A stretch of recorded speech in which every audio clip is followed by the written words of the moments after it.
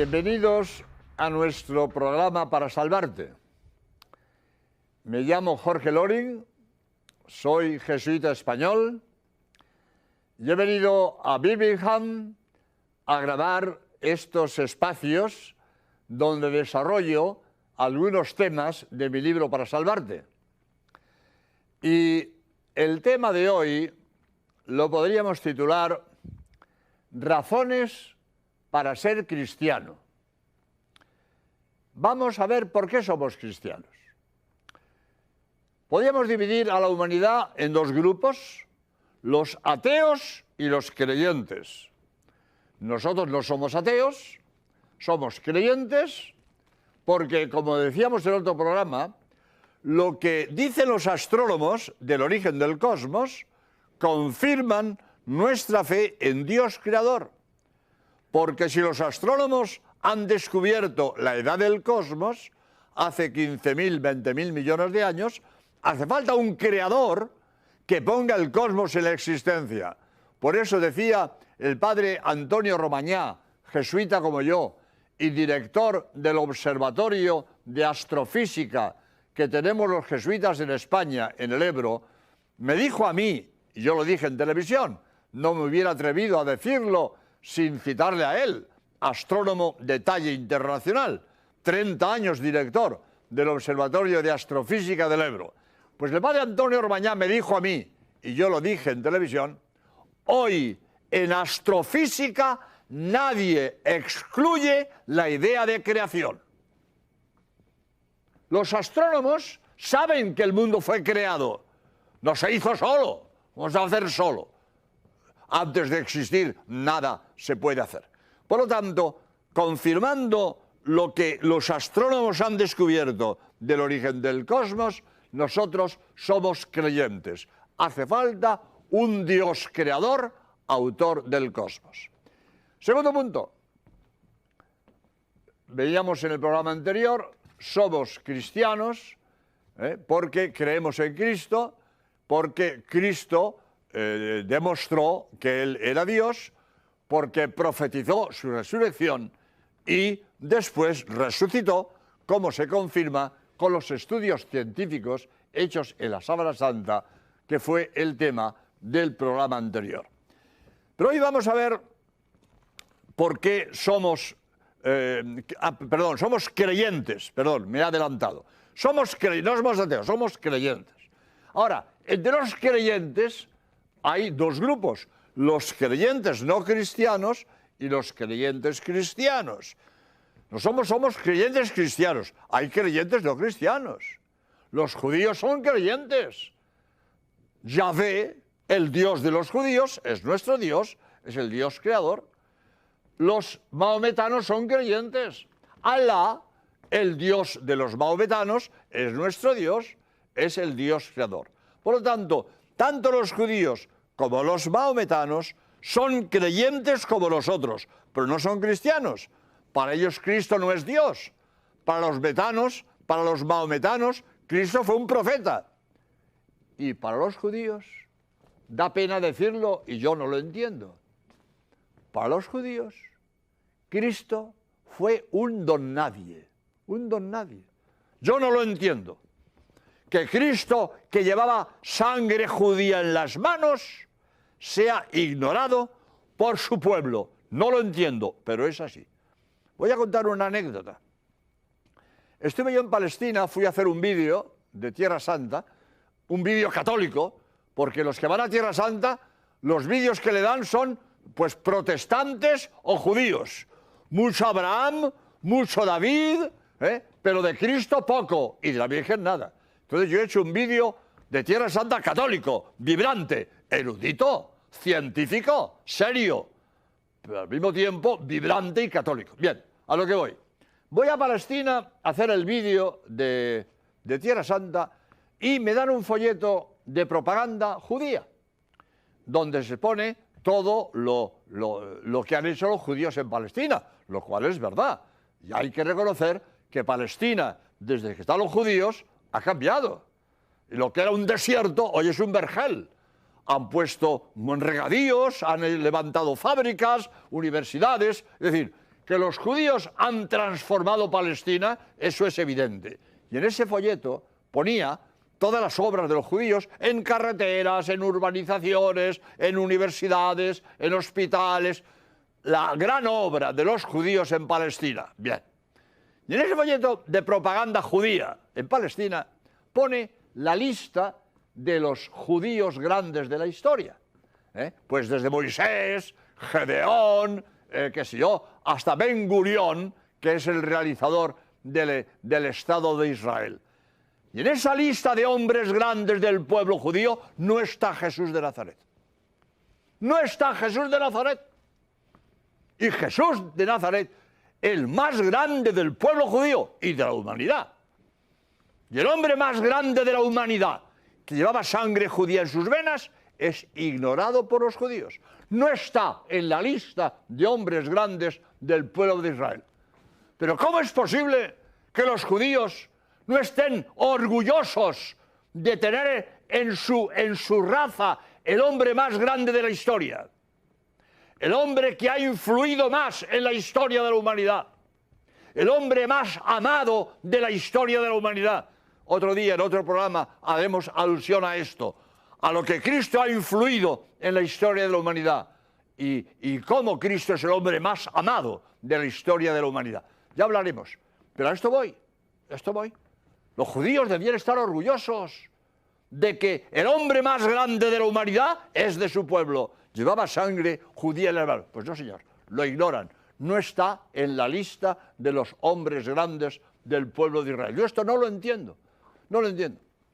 Le pregunté a un jesuita que es profesor de historia de la Iglesia, padre García Villoslada, oiga, ¿y cómo se explica que los judíos ignoren a Cristo y no quieran nada con Cristo? Y me dijo él, porque Cristo fue el Mesías del mundo entero. Cristo vino a salvar al mundo entero. Y los judíos quieren su Mesías nacional, su Mesías particular. El Mesías que les dé a ellos el dominio del mundo entero. Y como Cristo vino a ser Mesías del mundo entero, no lo quieren. Están esperando su Mesías particular, el Mesías de ellos propio, que les dé el dominio del mundo entero. Bien, será por eso, pero el hecho es inconcebible que el pueblo judío no esté orgulloso de que en su raza esté el hombre más grande de la historia. Ahora bien, voy a hacer una pequeña, porque creo que es verdad, que hay una reacción en el pueblo judío de acercamiento a Jesucristo. Yo recibo mensualmente una revista, que no sé, yo no domino el inglés, no sé si lo digo bien, pero a ver si me entendéis. Jews for Jesus. Los judíos por Jesús. Los judíos por Jesús. Nueva York, estuve yo dando conferencias en Nueva York y veía chicas con esas camisetas que pone con nombres, y ponía también Jews for Jesus. Los judíos por Jesús. Por lo tanto, hay un sector del pueblo judío que se acerca a Jesús. Eso es verdad. O sea, que hay un acercamiento del pueblo judío a Jesús. Pero este acercamiento, pues limitado de algunos grupos de judíos, no quita que en general el pueblo judío ignora a Jesús. Por lo tanto, me estoy extendiendo mucho. Es cierto, los judíos son creyentes, pero no son cristianos. Y los maometanos son creyentes, pero no son cristianos, porque todos adoramos al mismo Dios, pero no todos creen que Cristo es Dios. Nosotros somos creyentes y cristianos. ¿Por qué somos cristianos? Porque creemos que Cristo es Dios. Pues para llegar a esta conclusión voy a dar dos pasos. Primero, que Cristo fue un hombre de la historia y que Cristo demostró que Él era Dios. Vamos a detenernos en la primera parte. Jesús, hombre de la historia. Porque hoy se niega todo. Yo suelo decir, cuando hablo de esto, es imposible inventar una nueva barbaridad. Porque todas las barbaridades posibles ya se han dicho. No es posible inventar una nueva barbaridad. Porque cualquier barbaridad que digas ya la ha dicho antes alguien antes que tú. Pues una de las barbaridades que se han dicho, que Cristo es un mito, que Cristo no existió, que eso le decimos los cristianos, que es un cuento chino. Cristo no existió, esto escrito en los libros, escrito, que Cristo no existió, que es un mito de los cristianos. Pues primer punto, Cristo existió. Cristo fue un hombre de la historia. Y para fundamentar nuestra creencia en el Cristo histórico, vamos a empezar por historiadores no cristianos. Historiadores no cristianos. Cristo está en los historiadores del imperio. Un Plinio el Joven, un Flavio Josefo, un Tácito, un Suetonio. No eran cristianos, eran paganos. Eran historiadores del imperio. Y hablan de Cristo. Hombre, le dedican 3 líneas, 5 líneas.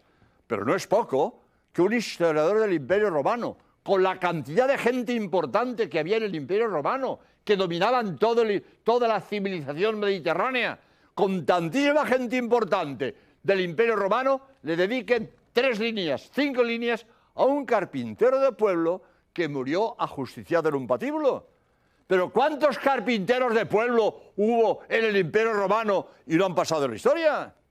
¿Y cuántos ajusticiados en patíbulos en el imperio romano y no han pasado en la historia?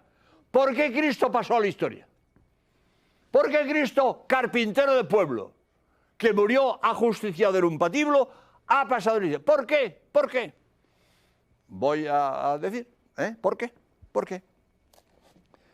Voy a leer en mi libro Para Salvarte, donde he puesto todo lo que sé, por eso está tan gordo, y ahora lo llamo Enciclopedia del Católico, porque aquí he puesto todo lo que sé.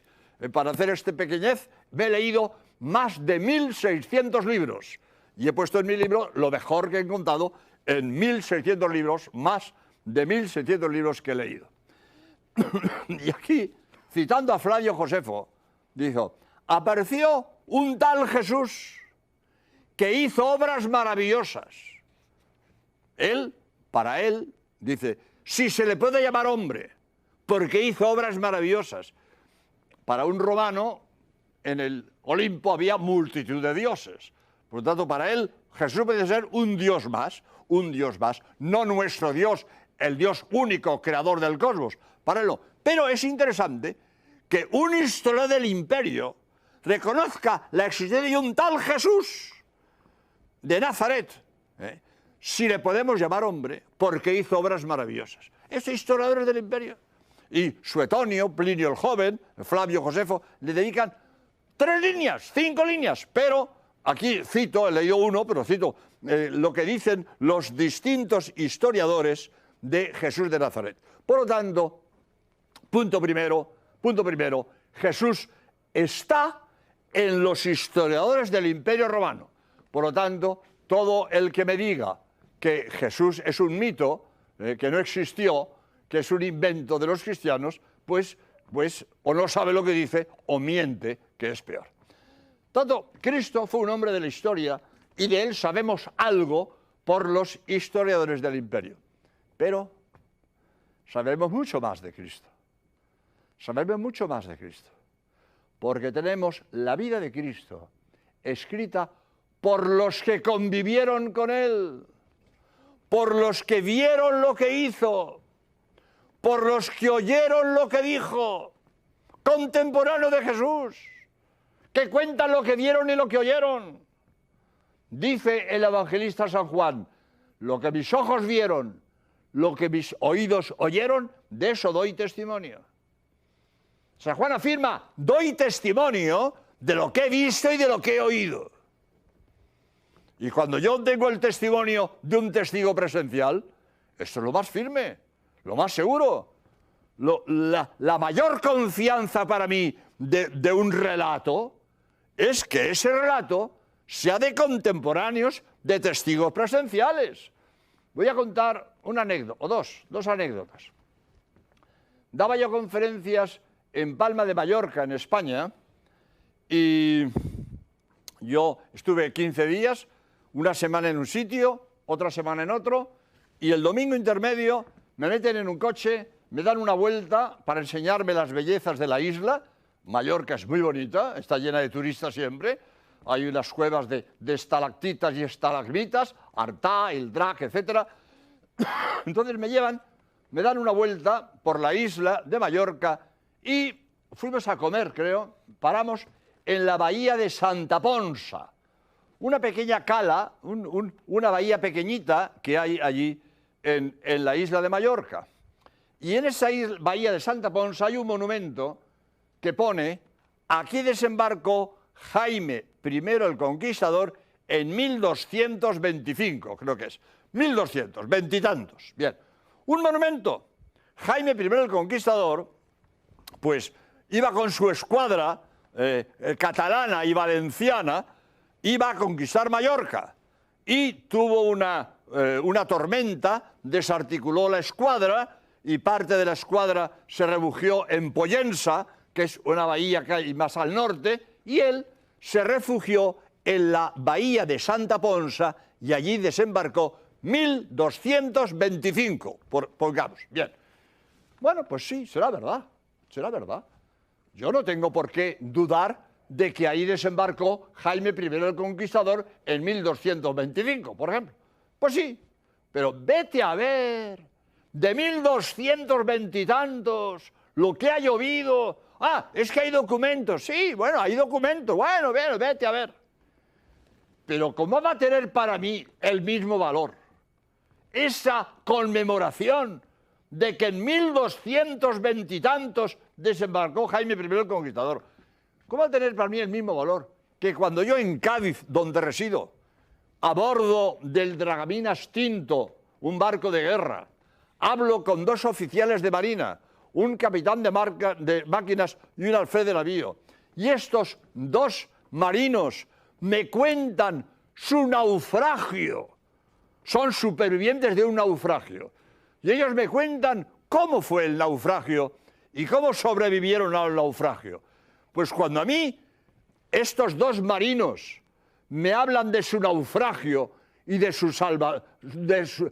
la operación de salvamento, para mí tiene mucho más valor lo que me dicen estos testigos de su naufragio que ese monumento en Santa Ponsa del desembarco de Jaime I el Conquistador en 1220 y tantos. ¿Cómo va a tener el mismo valor? Por lo tanto, si a mí un hecho me lo cuentan testigos, tiene mucho más valor que todos los documentos que me encuentren en los archivos. Por tanto, primer punto, los evangelios están escritos por testigos que vieron lo que cuentan, que oyeron lo que cuentan, o por quienes hablaron con testigos. Por ejemplo, San Lucas dice en su evangelio que antes de escribir se ha informado cumplidamente de todo lo que pasó. San Lucas no fue apóstol, San Lucas no fue con Cristo por Palestina, San Lucas no oyó lo que Cristo predicó, pero San Lucas dice en el Evangelio que me he informado adecuadamente de todo lo sucedido y eso es lo que escribo. Por lo tanto, los Evangelios o escritos por testigos de los hechos o escritos por evangelistas que se informaron adecuadamente antes de escribir lo que dicen. Por lo tanto, primer punto, para tener confianza en que los evangelios dicen la verdad, que están escritos por testigos que vieron lo que cuentan y oyeron lo que cuentan. Segundo punto, es muy importante. Los evangelios se han escrito para testigos de los hechos. No solo por testigos, para testigos. Para gente que conocía los hechos. Aquella primera generación conocía lo que había pasado.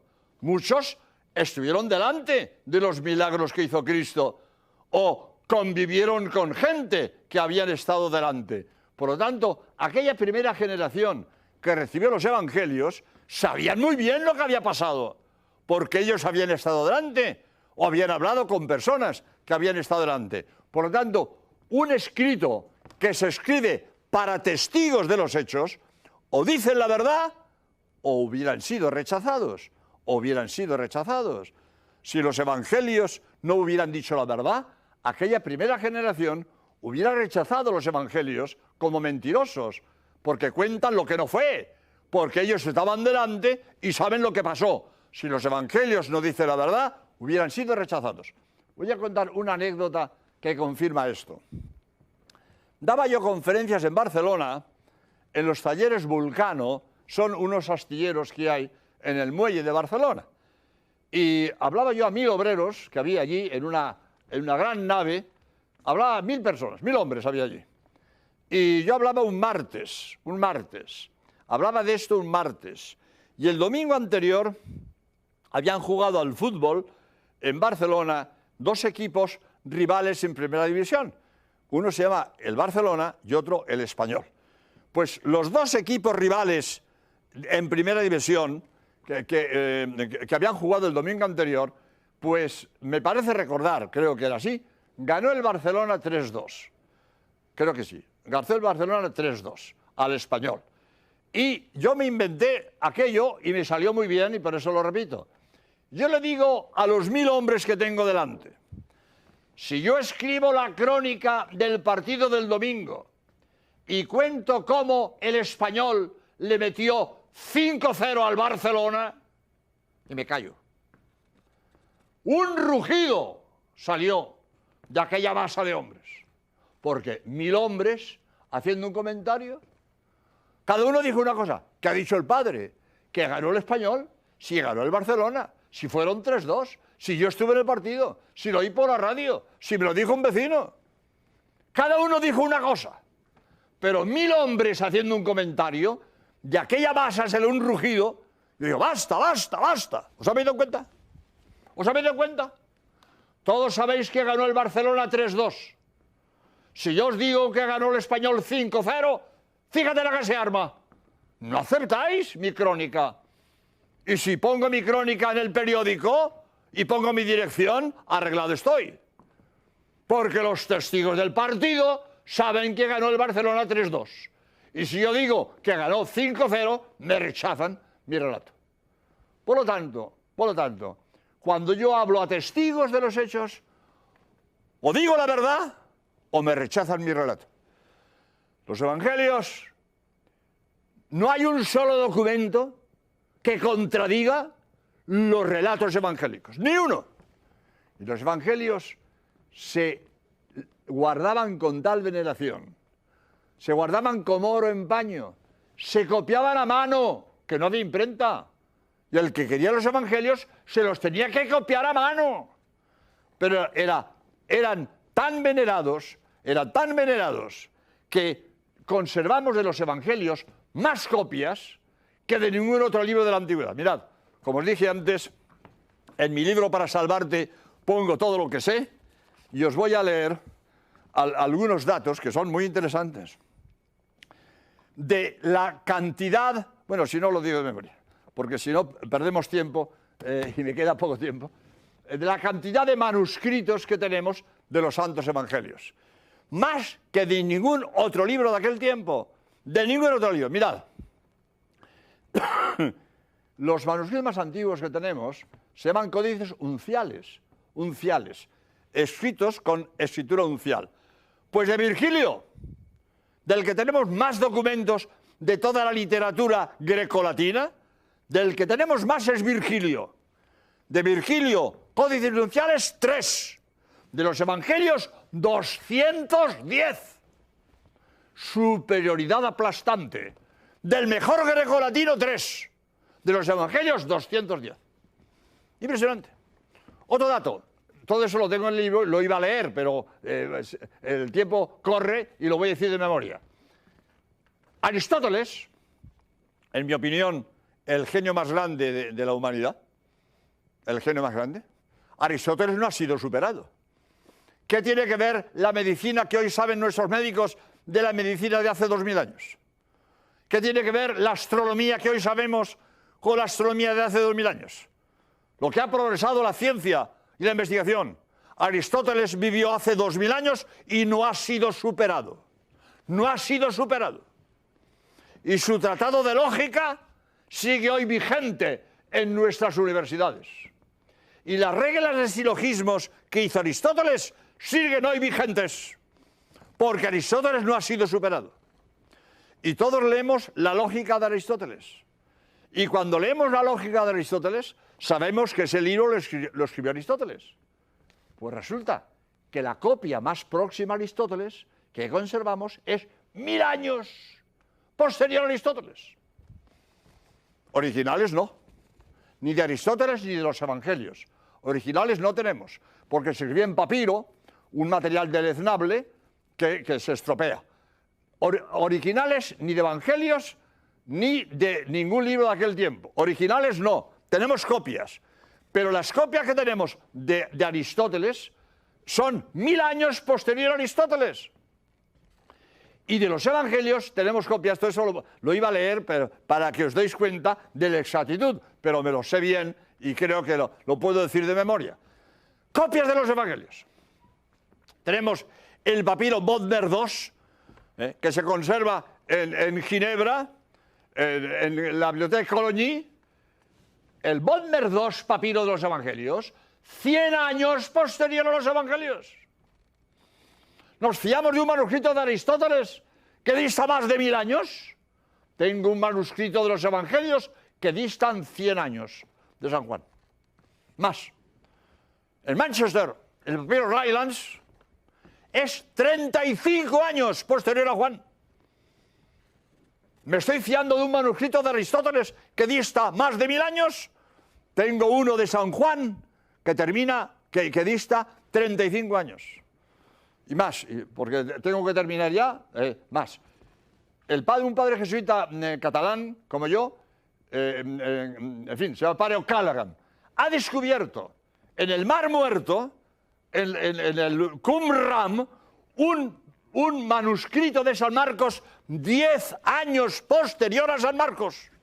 10 años. Impresionante. Es decir, ¿qué hay que decir con esto? Porque tengo que terminar. ¿Qué hay que decir con esto?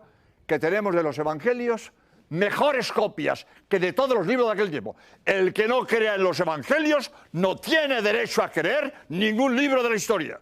¿Con qué derecho creo yo en la Guerra de las Galias de Julio César o en la Anábasis de Jenofonte si de esos libros tengo menos documentos que de la Sábana Santa?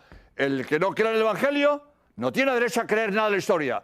Yo creo en el evangelio porque es un libro que, estudiado científicamente, tiene las mejores garantías de autenticidad. Por eso soy cristiano y creo en el evangelio. Pues muchas gracias y hasta el próximo programa, si Dios quiere.